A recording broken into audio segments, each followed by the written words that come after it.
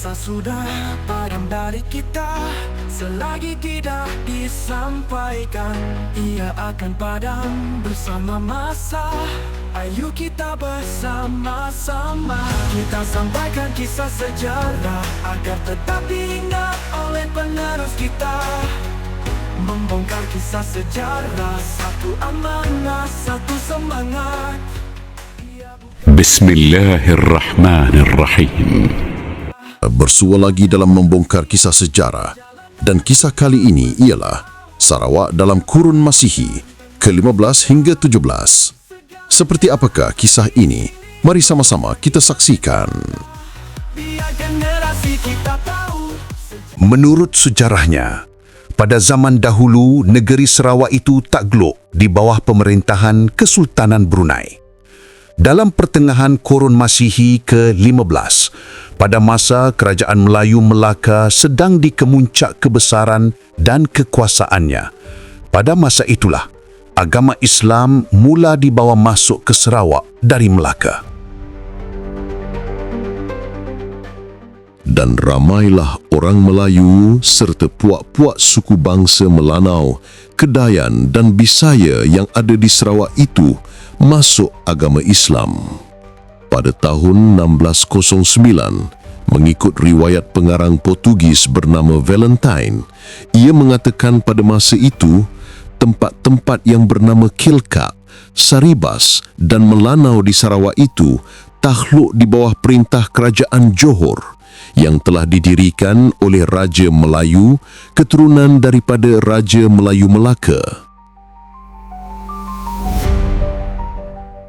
Dan mengikut riwayat orang Belanda pula, pada tahun 1609, itulah juga Sarawak telah dapat melepaskan diri daripada perintah Kesultanan Brunei. Sungguh pun demikian, sejak awan kurun Masihi yang ke-19, didapati Sarawak telah kembali masuk ke bawah perintah Sultan Brunei. Sharif Sahab memerintah di Sungai Sekerang.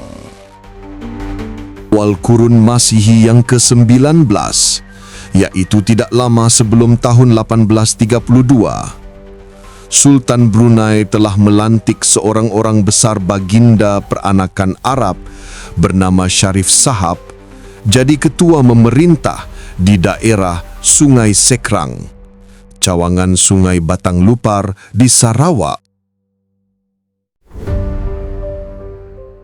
Menggantikan seorang ketua yang telah sedia memerintah di situ, bernama Laksmana Aminuddin. Adapun Laksmana Aminuddin itu ialah seorang suku bangsa Melanau beragama Islam berasal dari tempat yang bernama Matu di kuala Sungai Batang Rejang dalam bahagian 2 Sarawak sekarang.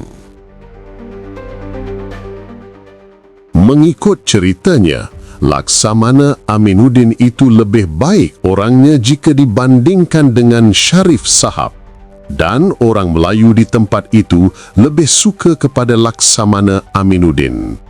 Laksamana Aminuddin inilah ayah kepada Abang Aing, pegawai Melayu di Sarawak pada zaman Raja Brooke.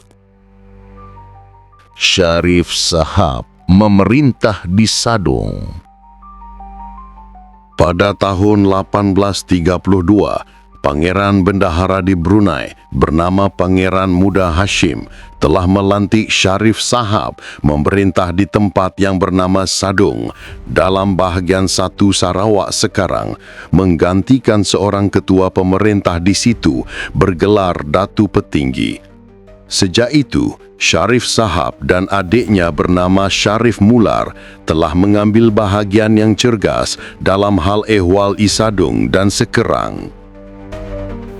Pangeran Mahkota memerintah di Sarawak, Kuching. Lebih kurang pada tahun 1836, Sultan Umar Ali Saifuddin II, Sultan Brunei yang memerintah masa itu, telah menghantar seorang orang besar baginda bernama Pangeran Mahkota serta beberapa orang lagi orang besar-besar Brunei bersama-samanya pergi ke Sarawak, Kuching Sarawak, dan memerintah di situ. Pada masa itu, orang Melayu, Bidayuh dan Cina telah sedia ada di Sarawak di bawah ketuaan seorang orang besar mereka bernama Datuk Petinggi Ali. Mereka itu ramai mendiami tempat-tempat yang bernama Seniawan, Lidah Tanah dan Ketupang, tidak berapa jauh dari Bandar Kuching. Datu Petinggi Ali itu diam di Seniawan. Adapun Datu Petinggi Ali itu ialah keturunan yang ke-15 daripada Datu Permaisuri, anak Dato' Andi, Raja Jarum, dan keluarga itu telah lama diam dan memerintah di Sarawak.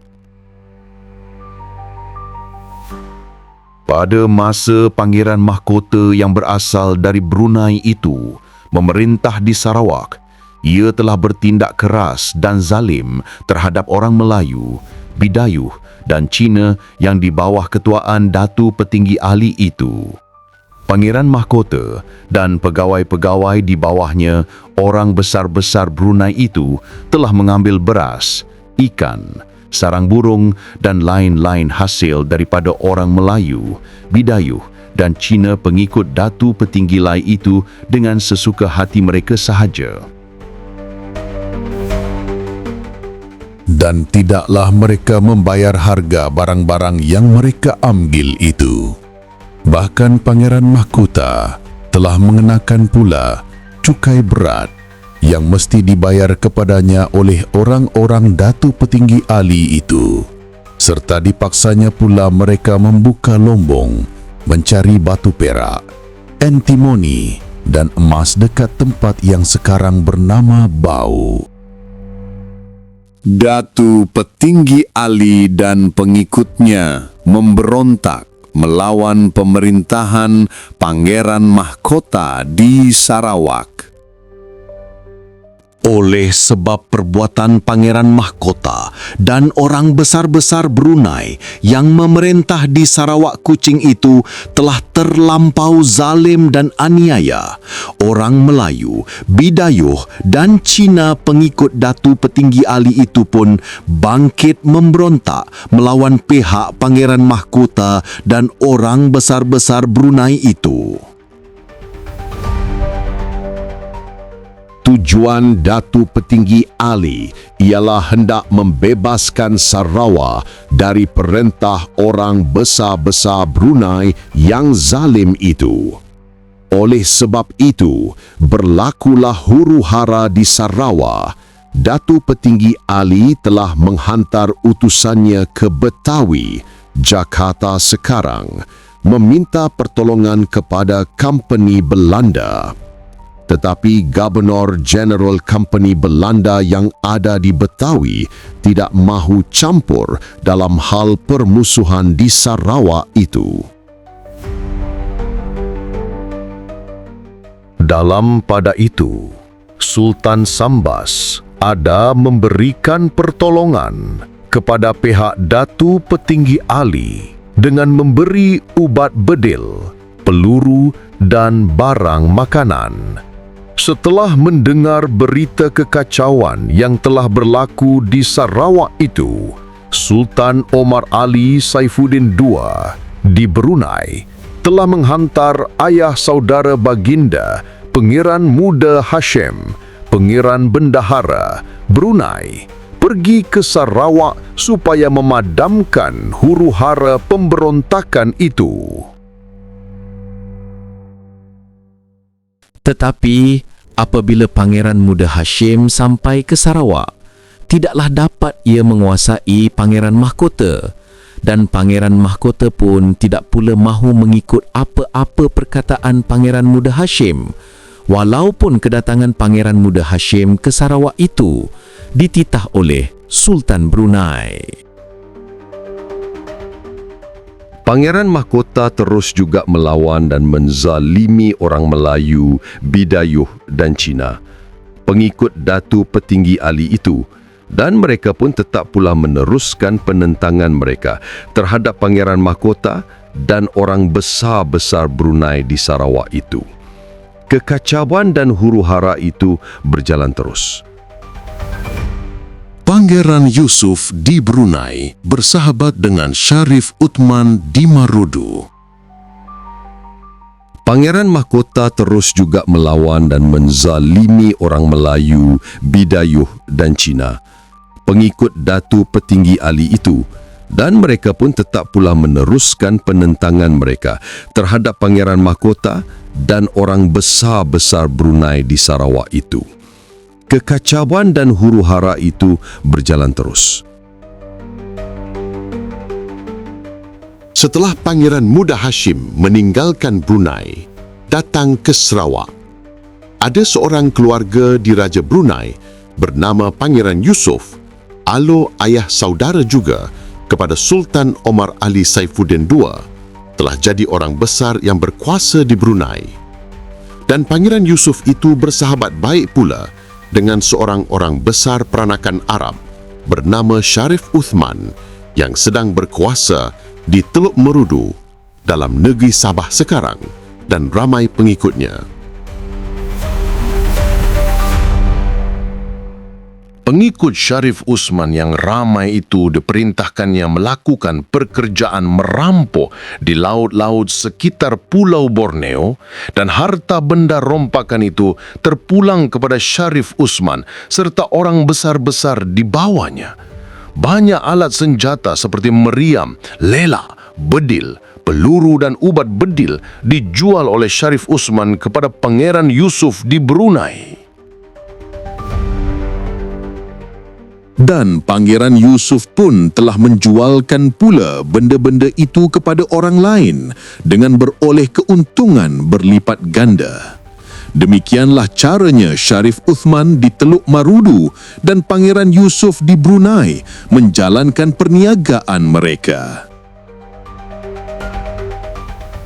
Di sini patut disebut sedikit, iaitu sejak orang Barat, Portugis, Spanyol, Belanda dan Inggris mengambil dan menguasai negeri-negeri rumpun bangsa Melayu di Asia Tenggara, sama ada diambil dengan jalan berperang atau dengan tipu daya. Kebanyakan raja-raja dan orang besar rumpun bangsa Melayu itu telah kehilangan sumber pendapatan mereka seperti yang biasa mereka dapati pada masa sebelum dijajah oleh orang Barat dahulu. Oleh sebab itu, pada masa dijajah oleh orang Barat itu, terutama dalam kurun Masihi yang ke-19, pekerjaan merampok kapal dan perahu di laut dan mengambil harta benda dari kapal atau perahu yang dirompak itu bukanlah dipandang mereka sebagai suatu perbuatan keji. Tambahan pula, jika kapal atau perahu yang dirompak itu kepunyaan orang Barat, perbuatan itu dipandang sebagai perbuatan membalas bela perbuatan orang Barat yang telah menjajah negeri mereka.